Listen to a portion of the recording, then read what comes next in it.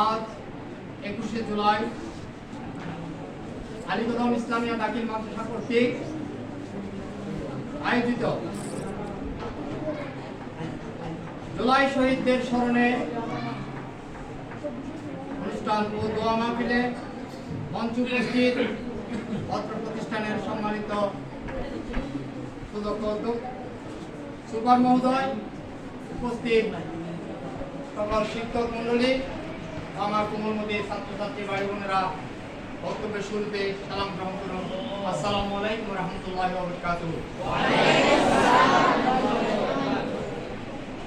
আজ আমরা এমন একটি পর্যায়ে এসে দাঁড়িয়েছি, একটি স্বাধীন গণতান্ত্রিক রাষ্ট্রে দ্বিতীয়বার স্বাধীনতার সংগ্রাম করে স্বাধীনতার স্বাদ নিতে হয়েছে আমাদেরকে।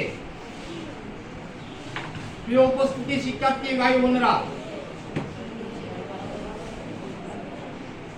সময় খুব সংক্ষিপ্ত, সামনে আরো আমাদের কয়েকটি প্রোগ্রাম আছে। তোমাদেরকে আনুষ্ঠানিকভাবে ভিডিও চিত্রের মাধ্যমে এগুলো দেখানো হবে। আজকের আয়োজনটা কি জন্য হচ্ছে, তোমরা হয়তো বিগত 1 বছর ধরে বিভিন্নভাবে শুনে আসছো, যখন দেখেছো হয়তো তখন এটাকে গুরুত্ব দাও নাই। এই জুলাই কি জিনিস ছিল, জুলাই বিপ্লব কি ছিল, আমি একটু করে তার পূর্ব কথা তোমাদেরকে স্মরণ করিয়ে দিব। একটি শাসক যখন তার বাকশাল এভাবে একচ্ছত্র তার রাজত্ব কায়েম করতে চায়, পৃথিবীর ইতিহাসে যত স্বাধীন রাষ্ট্র আছে প্রত্যেকটি রাষ্ট্রের মধ্যে তার জনগণ তখন ওই শাসকের বিরুদ্ধে অবস্থান নিয়ে ওই শাসকের বিরুদ্ধে আন্দোলন সংগ্রামে ঝাঁপিয়ে পড়ে। যেটা ছিল 1971 সালে যেভাবে এদের স্বাধীন হয়েছিল, 1947 সালে যখন ব্রিটিশ শাসনের পর পাকিস্তান রাষ্ট্র নামে আমাদের পূর্ব পাকিস্তান ও পশ্চিম পাকিস্তানের দুটি অঞ্চল নিয়ে যখন পাকিস্তান রাষ্ট্র স্বাধীন হয়েছিল, ঠিক তৎসময়ে পাকিস্তান সরকার যখন পূর্ব বাংলার জনগণের উপর অত্যাচার নির্যাতন চালিয়েছিল, পূর্ব বাংলার আপামর জনসাধারণ 52 ভাষা আন্দোলন, 69 6 দফা, 69 গণ অভ্যুত্থানের মাধ্যমে শেষ পর্যন্ত 1971 সালে স্বাধীনতা সংগ্রামে রক্তক্ষয়ী স্বাধীনতা সংগ্রামে আত্মদানের মধ্য দিয়ে পাকিস্তান সরকার থেকে বিচ্ছিন্ন হয়ে একটি স্বাধীন রাষ্ট্রের উদ্ভব করেছিল এই বাংলাদেশ, লাল সবুজের বাংলাদেশ। 1971 সালে বাংলাদেশ স্বাধীন হওয়ার পর এই বাংলাদেশের ক্ষমতায় এসেছিল বাংলাদেশ আওয়ামী লীগ সরকার। সেদিন এই বাংলাদেশের রাষ্ট্রপতি হয়েছিল শেখ মুজিবুর রহমান। শেখ মুজিবুর রহমান রাষ্ট্র ক্ষমতা গ্রহণ করার পর তিনি বিভিন্ন ছলা কৌশলে এই বাংলাদেশকে তিনি তার পৈতৃক সম্পত্তি মনে করে এই দেশটাকে শুধু শেখ পরিবারের মনে করত। তিনি তার ইচ্ছা মতো তিনি বাকশাল কায়েম করতে চেয়েছিল, এক রাজার এক দেশ, শেখ মুজিবের বাংলাদেশ কায়েম করতে চেয়েছিল। ঠিক সেই সময়ে তিনি যখন গণতন্ত্রের বিপক্ষে অবস্থান করেছিল, বাংলাদেশের মানুষ সেদিন তার বিরুদ্ধে সোচ্চার হয়ে দাঁড়ালো। যারা 71 সালে সংগ্রাম করে মুক্তিযুদ্ধ খ্যাতি অর্জন করেছিল, তারা সেদিন তার বিপক্ষে অবস্থান নিয়েছিল। শেখ মুজিব চেয়েছিল এই দেশে শুধু আওয়ামী লীগ থাকবে, এই দেশে শুধু শেখ পরিবার নেতৃত্ব দিবে, সাধারণ মানুষ এদেশের নেতৃত্বের উচ্চ আসনে যেতে পারবে না, বাকশাল কায়েম করতে চেয়েছিল। তার এই কুচক্রিতায় আওয়ামী লীগের কিছু লোক যারা উচ্চ পর্যায়ে যাওয়ার, রাষ্ট্র ক্ষমতায় যাওয়ার আশা পোষণ করেছিল, তারা চিন্তা করলো আমরা আওয়ামী লীগ করতে পারি, কিন্তু রাষ্ট্র ক্ষমতার প্রধান রাষ্ট্রপতি প্রধানমন্ত্রী তো আমরা কোনোদিন হতে পারবো না, শেখ পরিবার ছাড়া কেউ আসবে না। ঠিক সেদিন 1975 সালে আওয়ামী লীগের কিছু লোক এভাবে তার বিরুদ্ধে হয়ে সেদিন শেখ মুজিবুর রহমানের সপরিবারে শেখ মুজিবুর রহমানকে হত্যা করেছিল।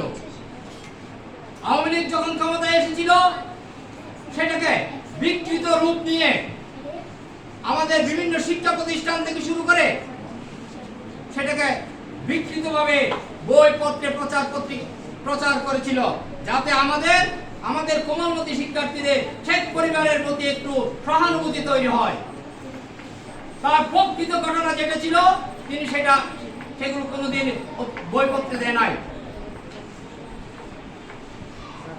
এই আওয়ামী লীগের পর শেখ মুজিবকে হত্যা করার পর বিভিন্ন সময় 5 বছর পর পর নির্বাচনে বিভিন্ন সরকার এসেছে, বিএনপি সরকার এসেছিল, জাতীয় পার্টি এসেছিল। জাতীয় পার্টি মানে তোমরা হয়তো এখানে আলীকদমে জাতীয় পার্টির কোনো সংগঠন এবং সচ্ছল না থাকায় তোমরা জানো না, চিনো না, চেনার সুযোগ পাও নাই। তোমরা হয়তো হোসাইন মোহাম্মদ এরশাদের নাম শুনেছো তোমরা? নাঙ্গল মার্কা নিয়ে যেটা জাতীয় নির্বাচন করে। এরশাদ এদেশে রাষ্ট্র ক্ষমতায় 9 বছর এই দেশকে শাসন করেছে। এরশাদ যখন দীর্ঘ সময় রাষ্ট্র ক্ষমতায় এসে রাষ্ট্রপতি হয়েছিল, তিনিও তখন এই দেশকে এরশাদের একক নেতৃত্বে চালানোর চেষ্টা করেছিল। তিনি জোর করে ক্ষমতায় থেকে গিয়েছিল।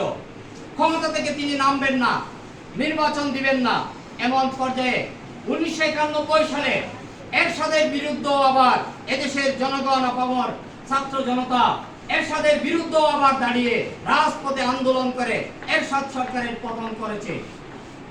যখনই একটি স্বাধীন রাষ্ট্রে শাসক যখন স্বৈরাচারী মনোভাব নেয়, শাসক যখন জনগণের কথা চিন্তা করে না, শাসক যখন শুধু তার রাষ্ট্র ক্ষমতায় থাকার কথা চিন্তা করে, তখন সাধারণ জনগণ ধীরে ধীরে তিলে তিলে এটি নদীর পানি যেমন অল্প অল্প পানি দিয়ে একটি সমুদ্র হয়, ঠিক তদ্রূপ সেরকম সাধারণ মানুষগুলো এক এক করে গুনতে 1000, 100, 1 লক্ষ, 1 কোটি এভাবে গিয়ে সাধারণ মানুষগুলো, রাষ্ট্রের অধিকাংশ মানুষ তখন সরকারের বিরুদ্ধে অবস্থান নেয়।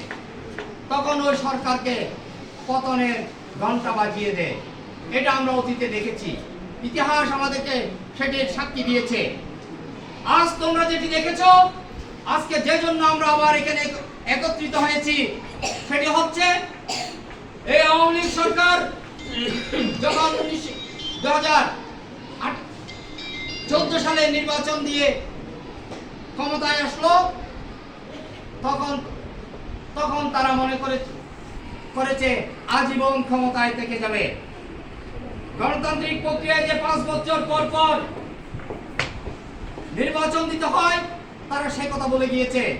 তারা রাষ্ট্র ক্ষমতায় আজীবনের জন্য দখলদারিত্ব চেয়েছে। তারা বিভিন্ন চলা কৌশলে নির্বাচনের নামে প্রহসনের নির্বাচন দিয়েছে।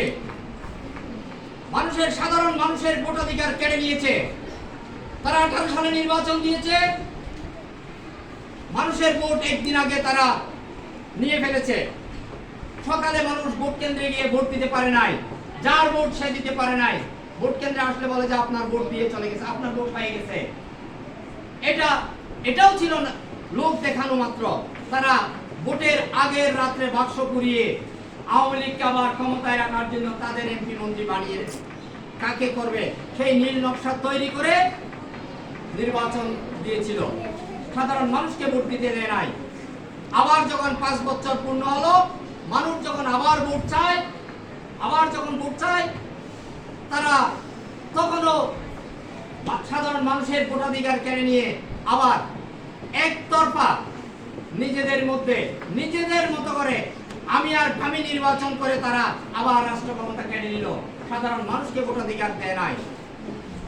এভাবে তারা একটা এমন পর্যায়ে চলে গিয়েছে যে সাধারণ মানুষের মৌলিক অধিকারের কথা তারা বলে গিয়েছে। তারা একটাই চেয়েছে, শেখ মুজিব যেভাবে চেয়েছিল এক রাজার এক দেশ, শেখ মুজিবের বাংলাদেশ, ঠিক শেখ হাসিনাও রাষ্ট্র ক্ষমতায় এসে বিভিন্ন কৌশলে এদেশের মানুষের মৌলিক অধিকারগুলো কেড়ে নিয়েছে। এমনকি তোমরা যে আজকে পড়ালেখা করতেছ, একদিন উচ্চশিক্ষায় শিক্ষিত হবে, এদেশের রাষ্ট্র ক্ষমতার ভার তোমাদের হাতে নেবে, চাকরি বাকরি করবে, সেখানেও তিনি বৈষম্য সৃষ্টি করেছেন। যারা আওয়ামী লীগ করে, যাদের পরিবারে আওয়ামী লীগ আছে, তাদের চাকরি হবে, তাদেরকে বিভিন্ন কোটা বিভিন্ন নাম দিয়ে তাদেরকে চাকরিতে নেয়। চাকরিতে দেখা যায় মেধাবী শিক্ষার্থীরা চাকরি পায় না, আওয়ামী লীগ করলে চাকরি পায়, না হলে চাকরি পায় না, মেধাবী হলেও বিভিন্ন ভাবে তারা কোটার বৈষম্য সৃষ্টি করে দিয়েছে। এর ধারাবাহিকতায় আজকে 2025 সাল, 25 সালের 24 সালের জুন মাসে, 24 সালের 10ই জুন এই রাষ্ট্র ব্যবস্থার বিরুদ্ধে বাংলাদেশের স্বনামধন্য শিক্ষা প্রতিষ্ঠান ঢাকা বিশ্ববিদ্যালয় থেকে শুরু করে বিভিন্ন শিক্ষা প্রতিষ্ঠানের শিক্ষার্থীরা এই সরকারের বিরুদ্ধে কোটা সংস্কার আন্দোলনে ঝাঁপিয়ে পড়ে। তাদের দাবি ছিল যারা মেধাবী ছাত্র, যারা মেধাবী শিক্ষার্থী, তাদেরকে দেশের চাকরি বাকরিতে তারা যাতে ইন্টারভিউ দিয়ে তাদের যোগ্যতার ভিত্তিতে তারা চাকরি পায় সেই ব্যবস্থা চালু করতে হবে, কোটা সংস্কার করতে হবে। কোটা আন্দোলন শুরু হয়ে গেল এভাবে। ঠিক যখন ছাত্ররা তাদের অধিকারের কথা, তাদের মেধার কথা বলল, তখন শেখ হাসিনা ওই ছাত্রদেরকে বলল রাজাকারের বাচ্চা। তারা যখন মেধাবী শিক্ষার্থীকে যখন রাজাকারের বাচ্চা বলল, মেধাবী শিক্ষার্থীরা আরো খেপিয়ে উঠল।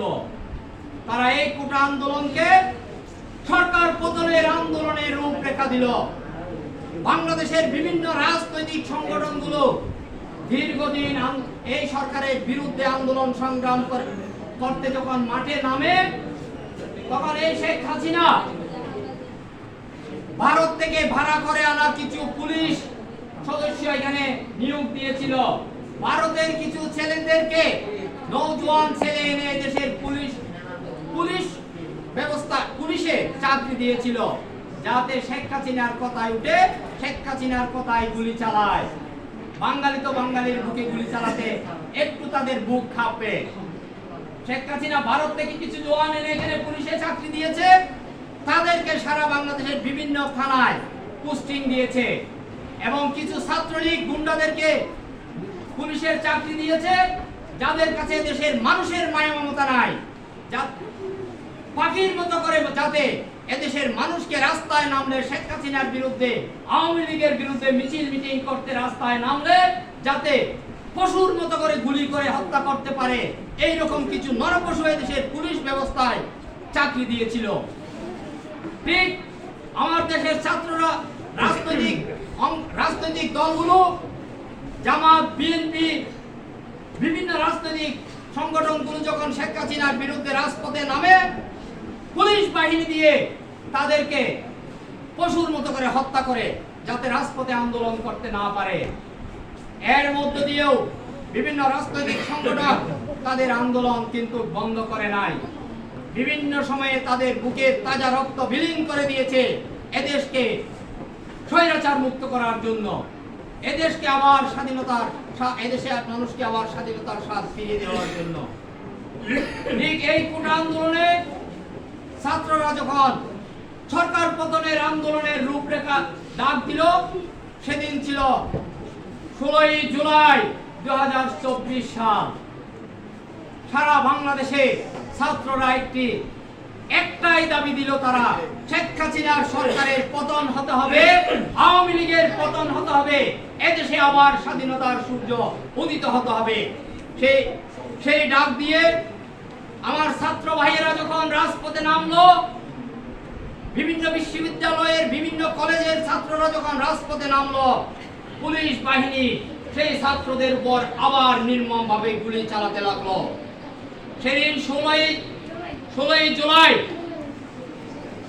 এই চট্টগ্রামের মুরাদপুরের প্রথম যিনি শহীদ হয়েছেন, শহীদ ওয়াসিম আকরাম, তিনি আমার শালা, তিনি আমার ওয়াইফের ফুফাতো ভাই, পেকুয়ার সন্তান শেখ। রংপুরের ওয়াসিম আকরাম মেধাবী ছাত্র, এরকম ছাত্রদের উপর এই আওয়ামী লীগের গুন্ডা পুলিশ বাহিনীরা সরাসরি গুলি করে তাদেরকে হত্যা করেছে। মহান আল্লাহ শহীদদেরকে শহীদি মর্যাদা দান করুক, আমরা সকলে বলি আমিন। এই আন্দোলন আর থেমে থাকে নাই। পুলিশ তাদের গুলি ছাড়িয়ে দেশের ছাত্র জনতাকে ঘুমিয়ে রাখতে পারে নাই। ঠিকই এই ছাত্ররা এদেশকে পুনর্ভাবে গড়ার জন্য এই শেখ হাসিনার পতন ঘটিয়েছে। আমরা টিভি পর্দায় দেখেছি, রাজপথে দেখেছি। 5ই আগস্ট অর্থাৎ 36শে জুলাই শেখ হাসিনাকে চোরের মতো দেশ থেকে পালাতে হয়েছিল। এদেশের সারা বিশ্বের মানুষ তাকে নিন্দা করেছে, বিশ্বের কোথাও তাকে জায়গা দেয় নাই যাওয়ার জন্য। তার বাপ দাদার পৈতৃক সম্পত্তি কথায় বলে মানুষের, কথায় কথায় বলে তার শ্বশুর বাড়ি, স্বামীর বাড়ি, যাকে নিয়ে যেই দেশের বলে এদেশের মানুষকে পশুর মতো মনে করত, হত্যা করত, সেই ভারতে তাকে অবস্থান করতে হয়েছে। এদেশের মানুষ তাকে চোরের মতো করে পালিয়ে যেতে বাধ্য করেছে। প্রিয় উপস্থিতি, আমার কুমলমতি ছাত্রছাত্রী ভাই বোনেরা, তোমরা বিভিন্নভাবে এগুলো এখন তোমরা 71-এর স্বাধীনতা সংগ্রাম দেখো নাই, তোমরা স্বাধীনতা সংগ্রাম দেখো নাই, আমিও দেখি নাই। কিন্তু একটি সরকার ব্যবস্থা যখন রাষ্ট্র ক্ষমতাকে তার নিজের আয়ত্তে নিতে চায়, সাধারণ মানুষের কথা বলে যায়, কিভাবে তার পতন ঘটায়, মানুষ কিভাবে স্বাধীনতার স্বাদ নেওয়ার জন্য আন্দোলন করে, আমরা এই 24-এ দেখেছি। আমরা নিজেরাও রাজপথে নেমেছিলাম সেদিন বিভিন্নভাবে। তাই আমি আমার বক্তব্য দীর্ঘায়িত না করে এই আওয়ামী ফ্যাসিস্ট হাসিনা সরকারের পতনের জন্য যাদের আত্মত্যাগ, যারা আজকে পঙ্গুত্ব বরণ করছে, যারা আজকে মুমূর্ষভাবে হাসপাতালে ভর্তি রয়েছে, তাদের জন্য আমরা সকলে দোয়া করব। যারা শহীদ হয়েছে মহান, তাদেরকে আমরা কখনো মৃত বলবো না। যারা রাষ্ট্রের জনগণের জন্য, দেশের জন্য যারা জীবন দেয়, তাদেরকে মৃত বলা যায় না, তাদেরকে শহীদ বলতে হয়। আমরা তাদেরকে মৃত বলবো না। সকল শহীদদের আত্মার মাগফিরাত কামনা করে আমি আমার ক্ষুদ্র বক্তব্য এখানে শেষ করছি। ওয়া মা তৌফিক ইল্লা বিল্লাহ। আসসালামু আলাইকুম ওয়া রাহমাতুল্লাহ।